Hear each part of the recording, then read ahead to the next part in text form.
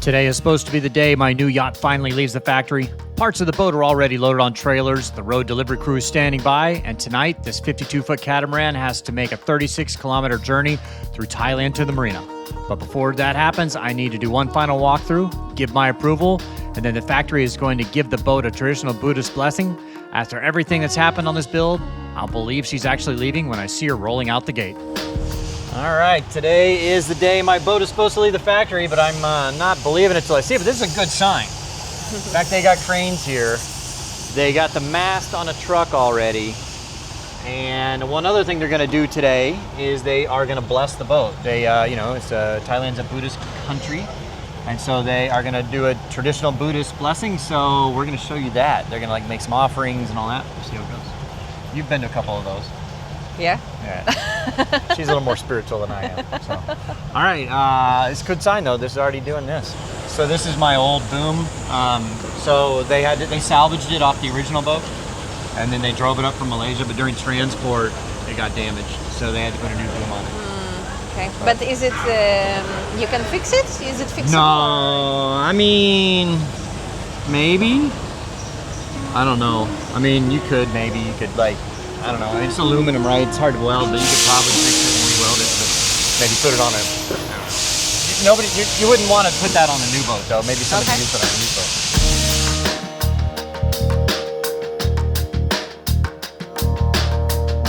boat. The staff at Island Spirit was already preparing the offerings for the Buddhist ceremony and blessing. There was quite the feast laid out. All right, so they're gonna do the actual ceremony in like another half hour, but they got some duck and some chicken and some pig, and like they got whiskey and all that stuff, all the cookies and fruit and all that out as like offerings to bless the boat. It's kind of cool. What does it mean? What does all this stuff mean? Fruit offerings represent nourishment, abundance, and karmic reciprocity. Okay, what's the alcohol for? The alcohol is for the demons. Okay. To buy them.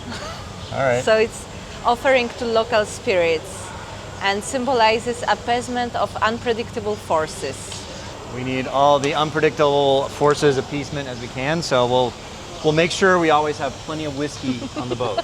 Okay?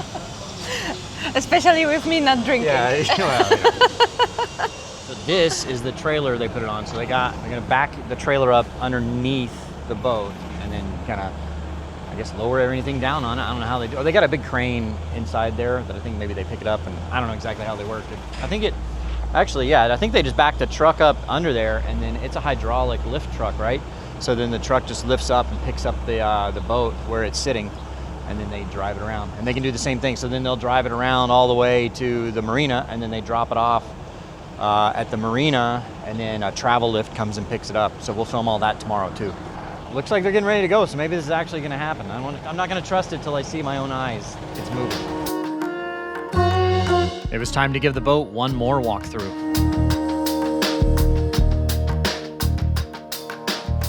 They got the dinghy on board. Looks like they're connecting the last little bit of stuff. They can still do some stuff, if they need to at the marina, but they got it all washed and everything.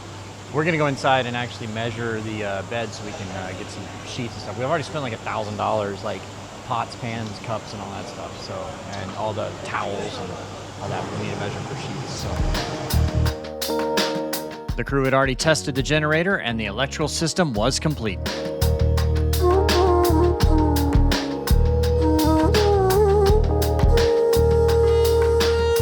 So the other two batteries are forward here, and you can see they're filling the coolant system. So these batteries are water cooled, and so are the motors. So there's electric motors, and then the batteries are all water cooled and controlled by the BTMS, the battery temperature monitoring system, which has basically a radiator and a fan and a cooler. And I think it uses seawater to cool it too, I think. And then, to keep all the batteries and the motors and everything to proper temperature. But let's go down there and measure the beds. We had already bought a lot of things for the boat, but I wanted to measure the beds to make sure I had the right size sheets and bedding. I didn't realize it was actually king beds. 200 by 190. Okay. And then you can actually see right here.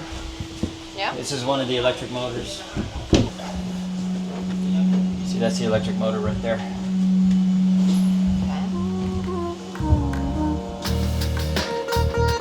Okay. The entire factory staff gathered around the boat for the blessing.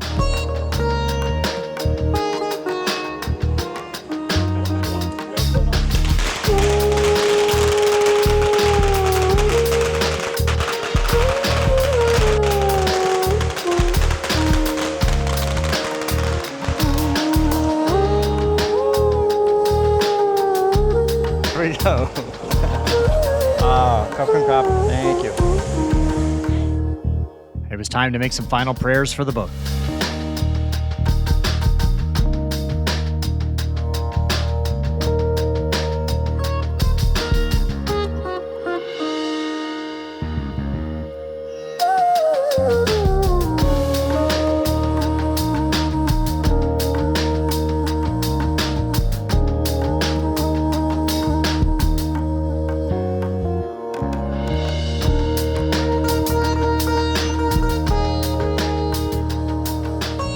So that's what's called a sacrificial zinc. Feels like I've said this before. I don't know. It's a sacrificial zinc. So there's always gonna be a little bit of electrical charge between the water and the boat, you know, just a slight bit. And so when the electricity goes to and from the boat, it always goes through a metal piece. And you don't want that happening on your propeller shaft because, well, it's a propeller shaft. You need it to be intact and in good shape.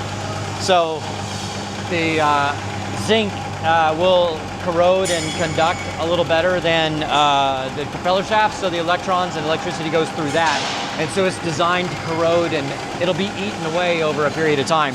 So in a year, you'll need to replace that. So it's better to have a sacrificial zinc that discharges the electricity than the rest of the boat. And that's why it's called a sacrificial zinc.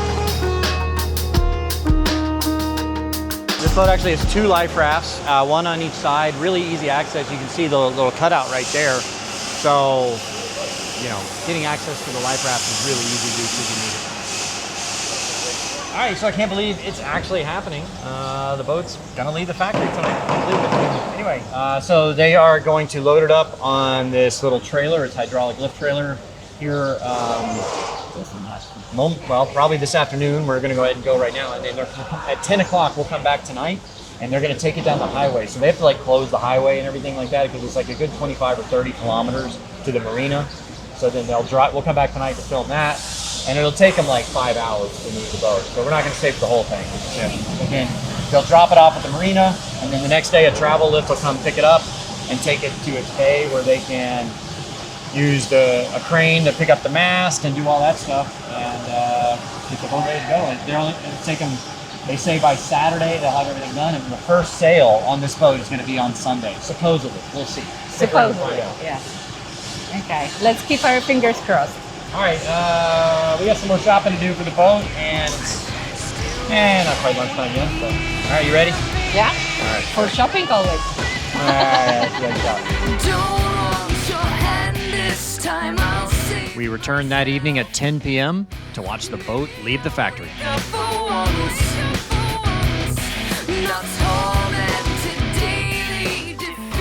All right, they've already got this thing loaded up, and strapped down and good to go. So let me show you what they've got here. So this is a hydraulic trailer. So they back the trailer up underneath there. They have these other little risers on there and some padding underneath the hull. It's all strapped in with these ratchet straps going there to there and then all along the side, all the way there. So then they would have picked up the boat, got it off the little hard stands, and then drop it back down to its like cruising level. So, say hello. So it's already gone. So the mast and the hard top are already gone. So I'm assuming they've already been moved. And the boat's ready to move now. There's not a lot of clearance there. Hopefully they raise it up a little. I imagine they, raise it up a little when they're just going down the highway, but then they have to drop it down at certain points, when they're going under like telephone wires and power lines and stuff like that. But they've actually got, which I don't know if we can see them here, but they've got these wooden poles that they use to lift up the electrical and power lines and stuff like that. So they're wooden, right? So they don't conduct electricity, but they actually lose those up to lift them up. All right, so I was hoping they'd do that. They started up the generator on the trailer there to get the hydraulics going. And now they're leveling the boat, getting it up to the proper level ride height, right? Because the prop shafts were a little close, but now they're just making sure it's level and getting it going. The police escort showed up right about on time, and the boat was leaving the factory.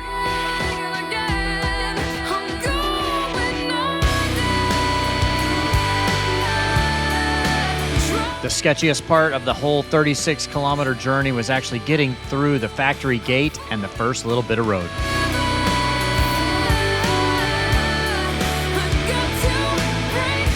There was only inches on either side.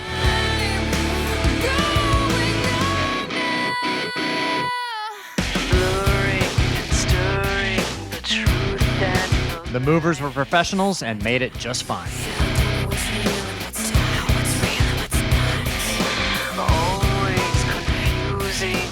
All right, so this is like the hardest part here. They actually have to cut some of the trees and the bushes for there to be enough space for this thing to get by. But after this little part of the road right here, I mean, it's narrow. I mean, it's like 6 inches on either side of these poles. But after that, it should be a lot easier.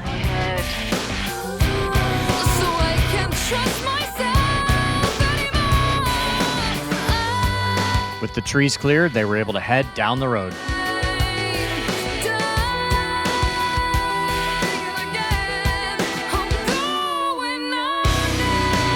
Once out on the main road, it was smooth sailing.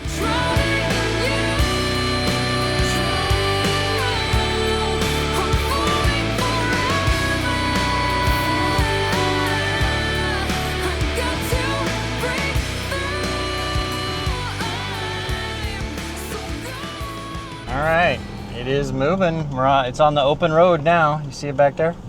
So the plan would be tomorrow, come back. We're gonna go to the marina, meet it at the marina. So they basically just park it in the driveway there of the marina, and then they use a travel lift, it's like a moving crane, and they will move that and move it onto the hard stand where it's going to sit for a couple days while they put everything together on the boat.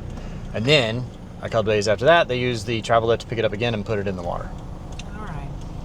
So that's the plan for the next couple days, and then sea trial. We headed home, but the delivery crew sent us a video of this tight squeeze. We're talking just a couple inches.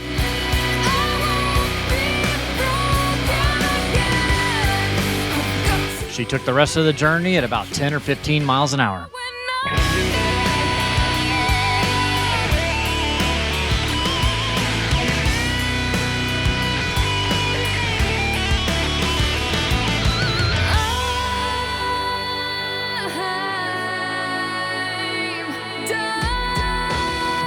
I've been waiting on this boat for more than 3 years. It doesn't feel like it's really happening.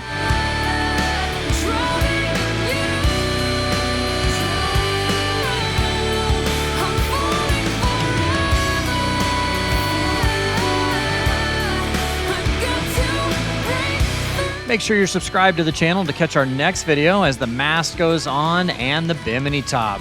One step closer to putting this thing in the water and going sailing around the world.